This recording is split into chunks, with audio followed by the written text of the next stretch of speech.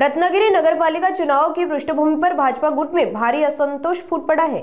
Party द्वारा स्थानीय निष्ठावान कार्यकर्ताओं को दरकिनार कर बाहर से लाए गए आयात उम्मीदवारों को प्राथमिकता देने के विरोध में भाजपा ओबीसी महिला पूर्व जिला अध्यक्ष और बेटी बचाओ बेटी पढ़ाओ अभियान की जिला समन्वयक प्राजक्ता रुमडे तथा रत्नागिरी शहर के पूर्व चिटनीस नीलेश आखाड़े ने अपने पदों से इस्तीफा दे दिया।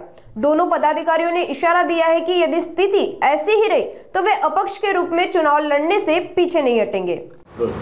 नमस्कार, मी नीलेश आखाडे, भारतीय जनता पार्टी शहर सरचिटणीस म्हणून मी काम केलेलं आहे। आता मी माझ्या पदाचा शहर अध्यक्ष यांच्याकडे राजीनामा सुपूर्द केलेला आहे।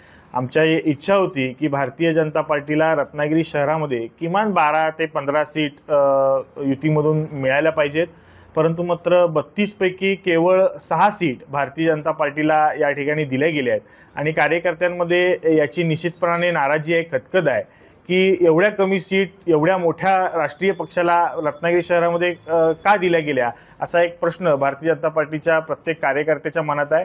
आम्ही प्रभाग क्रमांक 6 आणि 7 मध्ये 6ब मध्ये प्राजक्ताताई रुमडे आणि 7अ मध्ये नीलेश आखाडे म्हणजे मी स्वतः आणि ब मध्ये प्राजक्ताताई रुमडे यांची अपक्ष उमेदवारी या ठिकाणी आम्ही भरलेले अपक्ष फॉर्म भरलेले आहेत आणि आम्ही आमच्या अपक्ष निवडणूक लढण्यावरती ठाम आहोत।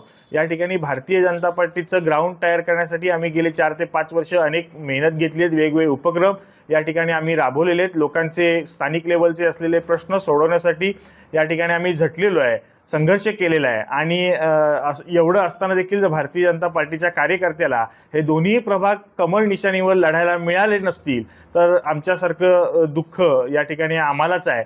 त्यामुळे या ठिकाणी आम्ही भरलेली उमेदवारी कायम ठेवून लढण्याचा निर्णय आम्ही सगळ्यांनी घेतलेला आहे। दुसरी एक गोष्ट, जे अपक्ष उमेदवार आहेत या अपक्ष उमेदवारांना चिन्ह हे 26 तारखेला दिले जाणार आहे।